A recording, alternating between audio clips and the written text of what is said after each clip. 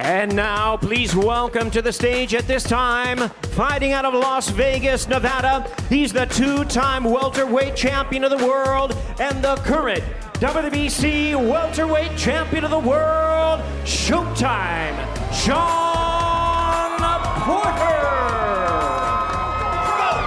Let's go! Let's go! Let's go! Let's go! Let's go! This is gonna be so lit. Let's go! And his opponent, also a champion from Dallas, Texas. He's the pound-for-pound star and undefeated IBF welterweight champion of the world, the Truth, Errol Spence Jr. I'm wondering why this fight's not getting enough support, man. And it looks like our People not doing their part. ready to step onto the scale, reminding you our main event of the evening is for the unification. Got some news of the today that's rather welterweight disturbing championship of the world. The 5,000 winner of this fight, tickets and counting being comped. 147 Don't get me wrong, it's not as bad Here as we go, Fury let's versus bring our fighters to Wallin, the but this scale is a first way with bigger a fight record than of 30 Fury wins, versus 2 Wallin. losses, and In 1 regards to draw. Fury He versus has Wallin, 17 had wins by near, if knockout not more, in his tickets 7th given away world than title sold. appearance. Here is the WBC welterweight champion of the world, Showtime Shawn. I really want this pay-per-view to be a success. It's a great card. But when you look at the facts, and unfortunate, pounds, right on the nose at the limit for the welterweight title. boxing fans don't really like hearing the facts. Shawn Porter's fight against Yordenis Ugas didn't do well. Errol Spence's fight against Mikey Garcia, let's face it, he needed Mikey Garcia's name to sell at a pay-per-view the way it did. We are ready for his opponent, However, the IBF years World ago, Champion, with just a a record of decade 45 ago, maybe wins, less, no this would have been losses, $1 million 41 by wins coming pay-per-view. by way of knockout, making In my the opinion, maybe full close to defense it. of his title. 500K. Here is the undefeated IBF welterweight champion of the world, the Truth. Phenomenal Errol shape, Spence both of them. Jr. Shawn Porter's got that Jr. Don weighs King in hair thing going the on same right now. as his opponent at the limit of 147 pounds. Well, I'm going to be here tomorrow. After the fight, Keith, Errol Spence is a we're very going to be big here live with welterweight. real-time Can that nullify highlights. Shawn Porter's physicality? Yes, because Results. Errol's a big, strong guy. They have type. All of it. Only YouTube channel is going to be giving that to you. It's going to be pretty lit.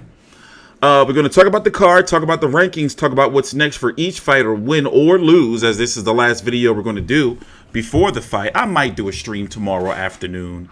As you can see, I put the time up there. The fight is 1 day, 2 hours, and 35 minutes away when the main card starts.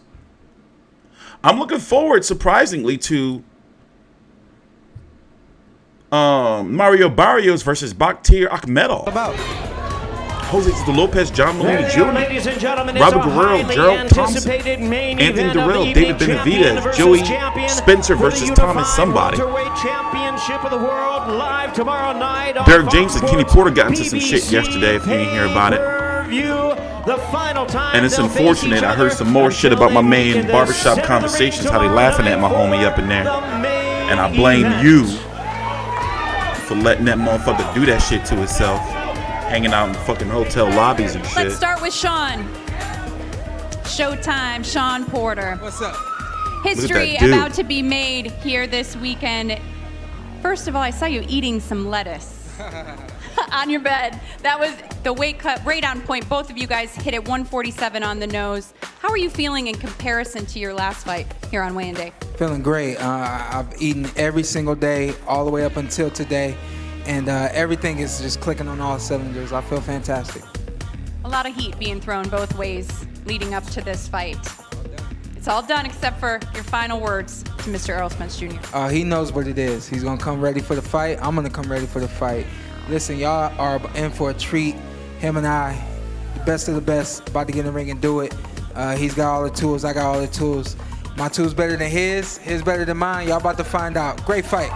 We're looking forward to it. Let's go over here to talk to Errol Spence Jr. Pause. Errol, can you take anything away from the weigh-in, looking at an opponent, facing off with him? What did you see today?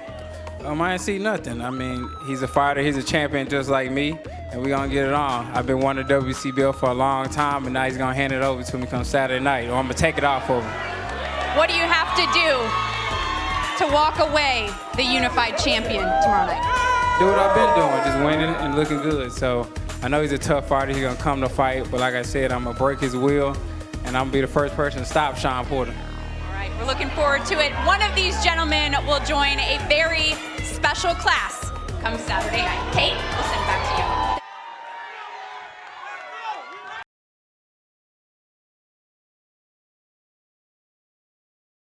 It is true that people who want Shawn Porter to win can't find a way to tell you how he wins. What we do say is, you know, because I admit I want Shawn Porter to win, but I'm never going to disrespect Errol Spence. He's the man, and I'm not an Errol Spence. You know, that's just, you know, I'm not even going to get into that. It's too much fanboy, fuckboy shit on motherfucking YouTube where if you root for somebody, if you say, you know what, I'm going to go with motherfucking Shawn Porter, it's like, oh, you a hater of the other fighter. That shit don't be like that, man. It's just that it would be intriguing if Shawn Porter wins, you know? Like, we know Errol Spence is set to dominate the 147-pound division. So, you know, let's, you know, spice things up a little bit. But if Shawn Porter was to win or has a chance, he can't go out there like Yordenis Ugas. He's got to go out there and maul him. He's got to go out there and try to, you know, rough Errol Spence up and show him something or give him something that he's never had before. Pause. So let's go look at it. We already talked about the card. You know, I've been talking about it all week.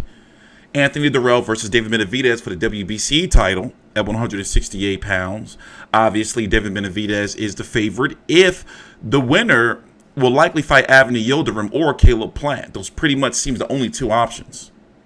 Mario Barrios versus Batyr Akhmedov for the vacant WBA World Title 140 pounds. A belt that shouldn't exist because Rigas Prograis is a Super World Champion taking on Josh Taylor, IBF Champion. And the winner of that's going to take on WBC and WBO 140-pound champion Jose Ramirez. This belt shouldn't exist. It's just the WBA trying to appease PBC and Mario Barrios and smacking the belt on him if he beats Batyr Akhmedov, who's supposed to be some fake-ass Lomachenko. I'm not throwing no shade, no disrespect. That's just what some people are saying.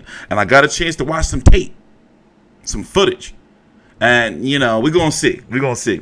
Josesito López versus John Molina Jr. You know, both of these fighters are very long in the tooth. Lopez is 35 and John Molina Jr. is 36. And you never know what John Molina Jr. is going to show up, as we talked about in our streams. You know, he can be getting knocked out in 22 seconds or some shit by Antonio DeMarco to currently owning the souls of Lucas Matisse and fucking Ruslan Provodnikov. He ain't never going to give Ruslan Provodnikov's soul back.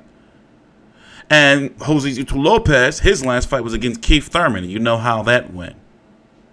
Big fights with Canelo at a weight he shouldn't have been at. Broke Victor Ortiz's jaw. He had a very controversial fight with Andre Berto, PBC, on Spike, in which I felt it was an early stoppage, and he was laying some hands on Andre Berto. Andre Berto then went on to get the harvest, as he called it, and fought Floyd Mayweather.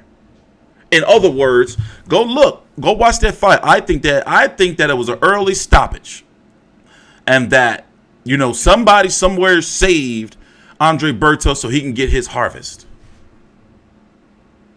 And then you have Joey Spencer versus Travis Gambardella. Robert Guerrero versus Gerald Thompson. Gerald Thompson, just so happy to be there. I don't even know where he pulled him from. But let's keep it on the 147-pound division and talk about what's next. Now, here's the thing. If Errol Spence wins, it's no reason why him and Terence Crawford shouldn't fight next, right? If Terence Crawford beat Iglias Kavalauskas sometime, you know, in April, May, or June or whatever. Because if Wilder and Fury can fight on ESPN Fox, then you would think that Spence and Crawford can fight, right? Right? But Errol Spence thinks he's going to get Manny Pacquiao, thinks there's a chance Pacquiao ain't going to fight him. Shawn Porter, if Shawn Porter wins, has a better chance of getting Manny Pacquiao. I think Manny Pacquiao is going to fight Mikey Garcia because they want to do that Mexican. They want to strike it big. I'm sorry, I don't think it's going to be Danny Garcia. Danny Garcia don't speak enough Spanish, if at all. So I'm thinking it's going to be Pacquiao versus Mikey Garcia. That's what I'm thinking. And that's, you know, PBC's way of keeping Mikey Garcia away from the zone and all those guys. If Errol Spence wins, he could fight Yordenis Ugas, but what's going on with Sergey Limpinets? The IBF could order Sergey Limpinets versus this guy. I got to do some research to find out who this man is. Because he's ranked #1 by the IBF, and usually when you rank #1 by the IBF, that means you're a mandatory. Because if you notice, they usually don't rank #1s and #2s. And he's fighting Luis Collazo here in Philly, October the 18th. Ooh, I'm going to be at that fight. Oh, we got some research to do. We got some fucking research to do. So remember, tomorrow night, I'm going to be here live after the fight. The only YouTube channel is going to bring you brief, legal, post-fight highlights, post-fight show. We're going to stop the stream, take a little break, wait for the post-fight press conference to start, stream that. It's going to be lit. It's going to be lit tomorrow night. It's so much to talk about, and I don't even know where to start. By the way, Crawford is supposed to be fighting his mandatory Aglidas Kavalauskas December the 14th on ESPN Plus, likely with, or would it be regular ESPN? Terrence Crawford's last fight was on ESPN or ESPN Plus. I don't remember. But it's supposed to be Richard Comey versus Teofimo Lopez on that undercard. The 147-pound division is starting to shape out. And right now, you know, Danny Garcia, Yordenis Ugas, Sergey Limpinets, and even Keith Thurman, you know, they need to get a little bit of a tournament going on right there. And you got guys like Josesito López and John Molina right on the outside looking in. Jesse Vargas, he's going to be fighting Liam Smith up at likely at 154 on the undercard of Joshua versus Ruiz. You know, and Pro Gray is even talking about if he wins, moving up to 147, the World Boxing Super Series. I'm TstreeT Controversy with FightFeud360.com. I'm going to be here tomorrow night. Please subscribe, like, share, follow me on Twitter at FV360Tstreet. Please subscribe. It's just clicking on all cylinders. I feel fantastic. A lot of heat being thrown both ways leading up to this fight. It's all done except for your final